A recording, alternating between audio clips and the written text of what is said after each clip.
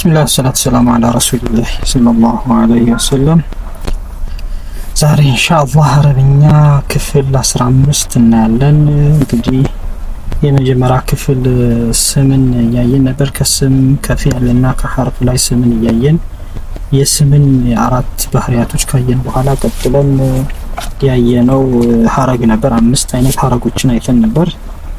አሁን ደግሞ ሌሎችም ሐረጎች ቢኖሩም ለአሁኑ 5ቱን ካየን በኋላ ጁምላ ኢስሚያ በስም ብቻ የሚሰሩ ወይም ስምን ብቻ የያዙ አረፍተ ነገሮችን እናያለን።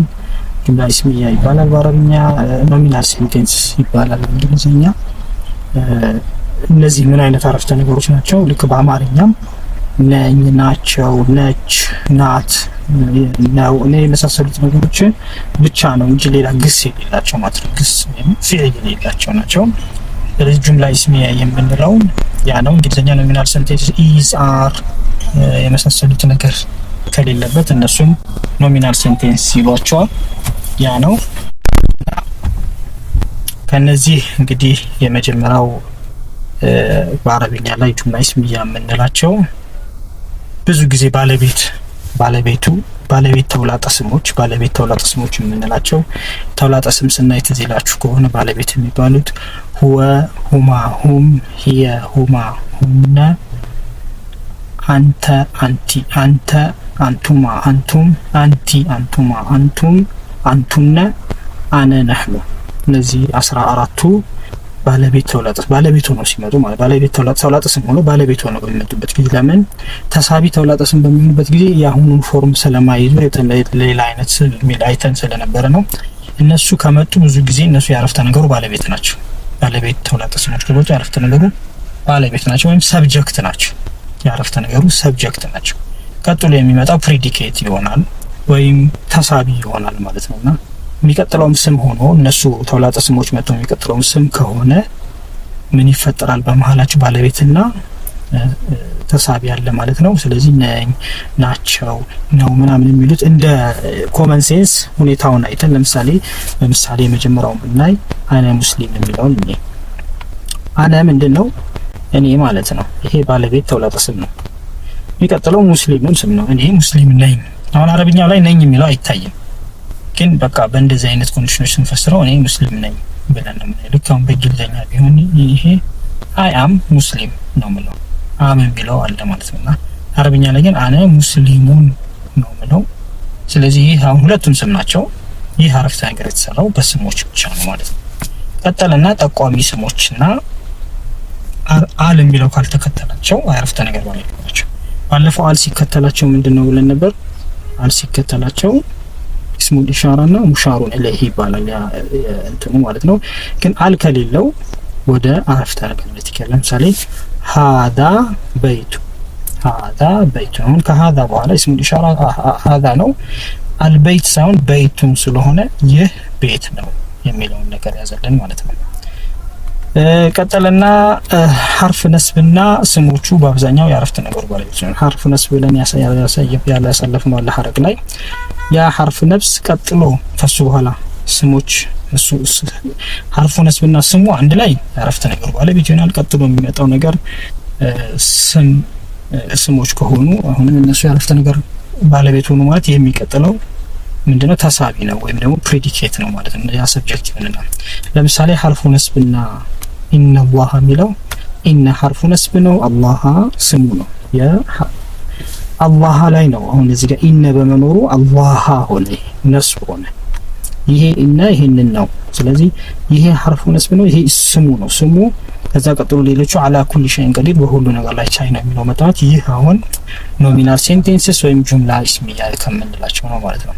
ሌላ የጋራ ስም ነኪራና ነኪራው የተጸውዖ ስምን ማዕሪፋን ተከትሎ ከመጣ መጀመሪያው ማለት ማዕሪፋው መጥቶ ቀጥሎ ነኪራ ከመጣ ከተጸውዖ ስም በኋላ ማለት ነው ነኪራ ከመጣ ምን ይሆናል?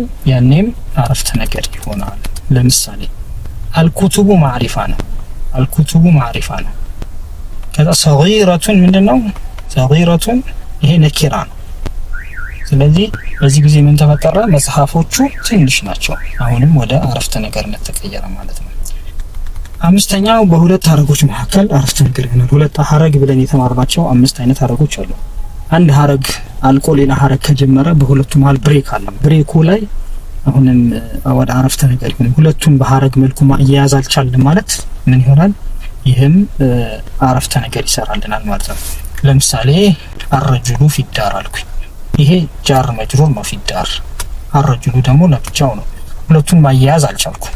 እዚህ ጋር በመሃል አረጁሉና ፊዳር ምንድነው ግንኙነታቸው? ማያያዝ አልቻልኩም ማለት ሰውየው ቤት ውስጥ ነው ማለት ያስይዛል። ስለዚህ አረፍተ ነገሮች የስም አሁን ፊዕልን ስላልተማርን ሁሉንም አረፍተ ነገሮች አናካትተን፣ ግን ወደ ፊዕል ከመግባታችን በፊት አረፍተ ነገሮችንም አይተን በስም ብቻ የሚሰሩትን አይተን እንድናልፍ ከሚል ነው። ቀጥሎ ፊዕል ስለምንገባ ማለት ነው። አሁን በዚህ መሰረት ቁርአን ላይ ያሉ ምሳሌዎችን የተወሰኑትን እና በሚቀጥለው አላህ ካለ ወደ ፊዕል እንገባለን። ለምሳሌ ኢነ ያእጁጀ ወማእጁጀ ሙፍሲዱነ ፊል አርድ። አሁን ኢነ ያእጁጀ ወማእጁጀ ኢነ ሐርፉ ነስብ ነው። ቅድም ካየናቸው ከአምስቱ ሐርፉ ነስብና ስሙ ያእጁጀ ወማእጁጀ ሁለቱም በኢነ አፌክት ተደርገዋል። ያእጁጀ ወማእጁጀ ስላለ ሁለቱም ነስብ ሆነዋል። ኢነ ነው ነስብ እንዲሆኑ ያደረጋቸው ማለት ነው። ከዛ በኋላ ሙፍሲዱነ ፊል አርድ በምድር ላይ አጥፊዎች ናቸው አለ። ይህ በሙሉ ሁለቱ እንግዲህ እዚህ ጋር ማያያዝም ስላልቻልን ከዚህ በኋላ ሙፍሲዱነ የሚለው ከነዚህ ጋር የሚያያዝበት ኢነ አፌክት አላረገውም ሙፍሲዱነ። ያ ማለት ይሄ አንድ አረፍተ ነገር ነው። ይህ አረፍተ ነገር ምንድነው? ኖሚናል ሴንቴንስስ ወይም ጁምላ ኢስሚያ እንለዋለን ማለት ነው። ሌላ ዛሊከ ሚን አያት፣ ዛሊከ ኢስሙ ኢሻራ ነው። ከሱ በኋላ አል ካልመጣ ምንድነው ብለናል? ይሄም ወደ አረፍተ ነገር ነው። ስለዚህ ይህ ከአላህ አያዎች ነው እንላለን።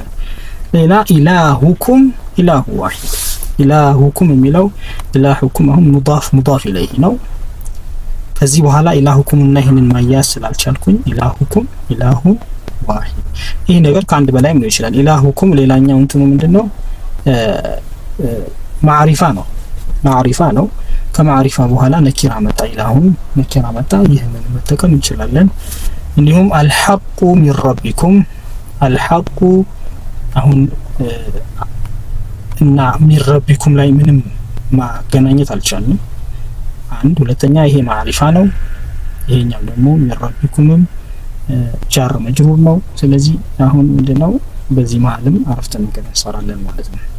ዛሊከ ዒሳ ኢብኑ መርየም፣ ዛሊከ ኢስሙ ኢሻራ ነው። ከኢስሙ ኢሻራ በኋላ አል ካልመጣ አሁንም እዛ ጋር ነው ወይም ናቸው ናት የሚለው እንደ እዛ ጋር እንዳለው አረፍተ ነገር እናስገባለን። አሁን ዛሊከ ስንል ያ ማለት ነው።